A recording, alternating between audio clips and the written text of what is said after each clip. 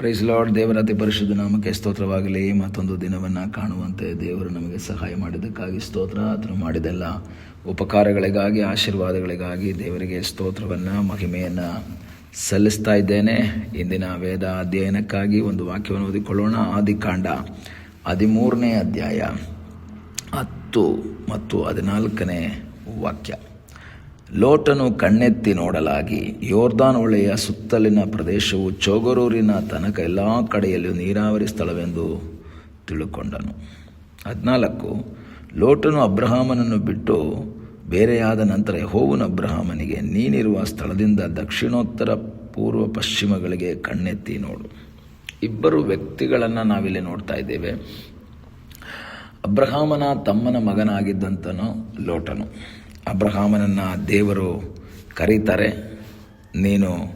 ನಾನು ತೋರಿಸುವಂಥ ದೇಶಕ್ಕೆ ಹೋಗಬೇಕೆಂಬುದಾಗಿ ದೇವರ ಕರೆಗೆ ಹೋಗೊಟ್ಟು ಅವನು ಹೊರಡ್ತಾನೆ ಎಂಬುದಾಗಿ ನಾವು 12ನೇ ಅಧ್ಯಾಯದಲ್ಲಿ ಓದ್ತೀವಿ. 4ನೇ ವಾಕ್ಯ. ಯೆಹೋವನು ಹೇಳಿದ ಮೇರೆಗೆ ಅಬ್ರಾಮನು ಹೊರಟು ಹೋದನು, ಲೋಟನು ಸಂಗಡ ಹೋದನು. ಲೋಟನನ್ನು ದೇವರು ಕರೆದಿಲ್ಲ, ಆದರೆ ತಂದೆ ಇಲ್ಲದಂತಹ ಮಗ ಒಂದು ವೇಳೆ ಹೇಳಿರ್ಬೋದು, ಅಂಕಲ್ ನಾನು ನಿಮ್ಮ ಸಂಗಡ ಬರ್ತೀನಿ ಅಂತ. ಅಬ್ರಹಾಮನು ಅದಕ್ಕೆ ಒಪ್ಪಿಗೆ ಕೊಟ್ಟು ಈ ಲೋಟನನ್ನು ಕರ್ಕೊಂಡು ಹೋಗ್ತಾ ಇದ್ದಾರೆ. ಹೋಗ್ತಾ ದೇವರು ಅವರನ್ನು ಆಶೀರ್ವಾದ ಮಾಡ್ತಾರೆ. ಪ್ರತ್ಯೇಕವಾಗಿ ಅಬ್ರಹಾಮನ ಆತ್ಮೀಕತೆಯ ನಿಮಿತ್ತವಾಗಿ ದೇವರು ಅವರನ್ನು ಆಶೀರ್ವಾದ ಮಾಡಿ ದೇವರು ಅವರಿಗೆ ಬೇಕಾದ ಎಲ್ಲವನ್ನು ಕೊಟ್ಟು ಆಶೀರ್ವದಿಸಿ ನಡೆಸಿದ್ರು. ಅದರ ಮೂಲಕವಾಗಿ ಲೋಟನಿಗೂ ಮತ್ತು ಅಬ್ರಹಾಮನಿಗೂ ಬೇಕಾದಷ್ಟು ದನ ಕರುಗಳು ಉಂಟಾದವು. ಹೀಗಾಗಿ ಅಂಥ ಸಮಯದಲ್ಲಿ ಏನಾಯಿತು, ಈ ಕುರಿದನಗಳನ್ನು ಮೇಯಿಸುವಂತಹ ದನ ಕಾಯುವವರ ಮಧ್ಯದಲ್ಲಿ ಜಗಳ ಆಯಿತು. ಅಬ್ರಹಾಮನ ದನ ಕಾಯುವವರೆಗೂ, ಲೋಟನ ದನ ಕಾಯುವವರೆಗೂ.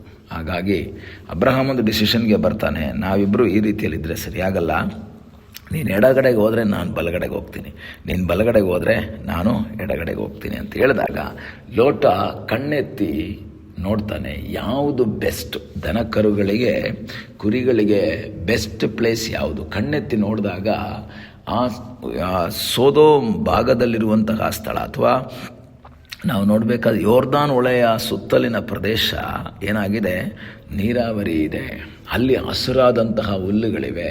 ಅಲ್ಲಿ ಹೋದರೆ ನನ್ನ ಕುರಿಗಳಿಗೆ, ನನ್ನ ದನಗಳಿಗೆ ಒಳ್ಳೆ ಮೇವಾಗ್ತದೆ, ನಾನು ಅಲ್ಲಿ ಹೋಗ್ತೀನಿ. ಅವನೊಂದು ತೀರ್ಮಾನವನ್ನು ತೆಗೆದುಕೊಳ್ತಾನೆ. ಪ್ರಿಯ ದೇವರ ಮಕ್ಕಳೇ, ಅಬ್ರಹಾಮನ ಜೊತೆಯಲ್ಲಿದ್ದು ಆರಾಧನೆ ಇದ್ದಂತಹ ಈ ಸ್ಥಳದಿಂದ ಈಗ ಲೋಟ ಹೋಗೋಕ್ಕೆ ತೀರ್ಮಾನ ಮಾಡ್ತಾ ಇದ್ದಾನೆ. ಇಲ್ಲಿ ನೀರಾವರಿ ಸ್ಥಳ. ಆತ್ಮಿಕ ಆಹಾರವನ್ನು ಬಿಟ್ಟು ಶಾರೀರಿಕ ಆಹಾರಕ್ಕಾಗಿ, ಲೌಕಿಕ ಬೆಳವಣಿಗೆಗಾಗಿ ಇವನು ಹೋಗ್ತಾ ಇದ್ದಾನೆ. ಒಂದು ವೇಳೆ ಅವನು ಹೇಳಬೇಕಾಗಿತ್ತು ಅಬ್ರಹಾಮನಿಗೆ, ಇಲ್ಲ ದನಕಾಯಿಯವರಿಗೆ ಹೇಳಬೇಕಾಗಿತ್ತು, ಇಲ್ಲ ಜಗಳಾಡಬೇಡಿ ಸಮಾಧಾನವಾಗಿ ಹೋಗೋಣ ಅಂತ ಹೇಳಬೇಕಾಗಿತ್ತು. ಆದರೆ ಇದನ್ನೇ ಕಾಯ್ತಾ ಇದ್ದ ಅನಿಸುತ್ತೆ ಲೋಟ. ಅವನು ಕಣ್ಣೆತ್ತಿ ಅಲ್ಲಿಗೆ ಆ ಜಾಗಕ್ಕೆ ಹೋಗ್ಬಿಡ್ತಾನೆ.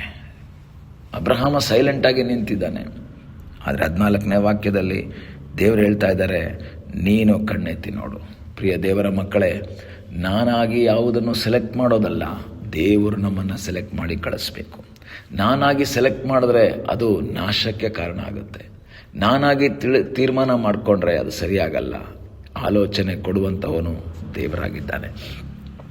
ದೇವರು ಅಬ್ರಹಾಮನಿಗೆ ಹೇಳ್ತಾನೆ, ನಿನಗೆ ಈ ಸ್ಥಳವನ್ನು ಶಾಶ್ವತವಾಗಿ ನಿನಗೂ ನಿನ್ನ ಸಂತತಿಗೂ ಕೊಡ್ತೀನಿ. ದೇವರು ಹೇಳ್ತಾ ಇದ್ದಾರೆ, ನೀನು ಕಣ್ಣೆತ್ತಿ ನೋಡು, ಎಷ್ಟು ಆ ಜಾಗ ಕಾಣಿಸುತ್ತೋ ಅಲ್ಲಿವರೆಗೂ ನಾನು ನಿನಗೆ ಕೊಡ್ತೀನಿ.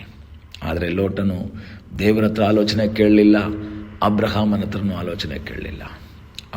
ಹೇಳಿದ್ದೆ ತಡ, ಅವನು ಕಣ್ಣೆತ್ತಿ ನೋಡಿ ಅಲ್ಲಿಗೆ ಹೋಗ್ತಾನೆ. ನಮಗೆ ಗೊತ್ತು ಅಲ್ಲಿರುವಂಥ ಜನರು, 13ನೇ ವಾಕ್ಯ ಹೇಳ್ತದೆ, ಆದರೆ ಸೊದೋಮ್ ಪಟ್ಟಣದವರು ದುಷ್ಟರು, ಯೆಹೋವನಿಗೆ ಮಹಾ ಅಪರಾಧಿಗಳು ಆಗಿದ್ದರು. ಲೋಟ ಅದನ್ನು ಯೋಚನೆ ಮಾಡಲಿಲ್ಲ.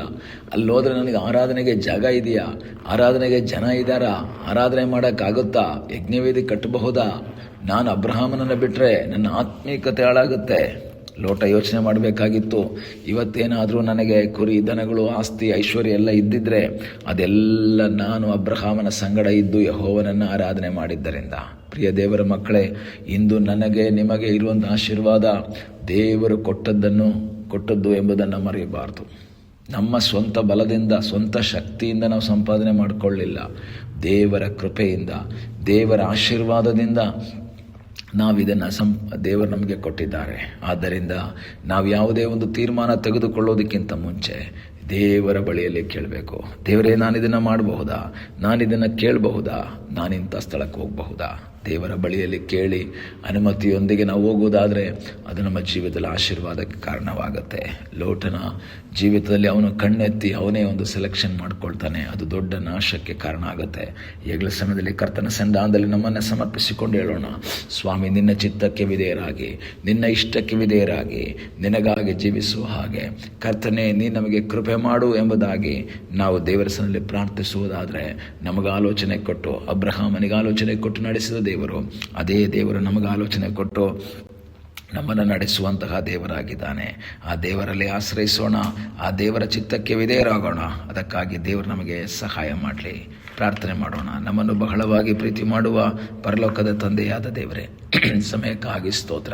ಈ ಸಮಯದಲ್ಲಿ ಮತ್ತೊಂದು ಆವರ್ತಿ ನಿನ್ನ ಸನ್ನಿಧಾನದಲ್ಲಿ ನಾವು ಬಂದಿದ್ದೇವಪ್ಪ. ದೇವರೇ, ನಮ್ಮ ಜೀವಿತದಲ್ಲಿ ನೀನು ಮಾಡಿದ ಎಲ್ಲ ಉಪಕಾರಗಳಿಗಾಗಿ, ಎಲ್ಲ ಆಶೀರ್ವಾದಗಳಿಗಾಗಿ ನಾವು ನಿನಗೆ ಸ್ತೋತ್ರವನ್ನು, ಮಹಿಮೆಯನ್ನು ಸಲ್ಲಿಸ್ತೇವೆ. ನಿನ್ನ ಬಳಿಯಲ್ಲಿ ಆಲೋಚನೆ ಕೇಳಿಕೊಂಡು ಮುಂದೆ ಸಾಗುವ ಹಾಗೆ ನೀನು ನಮಗೆ ಕೃಪೆ ಮಾಡು.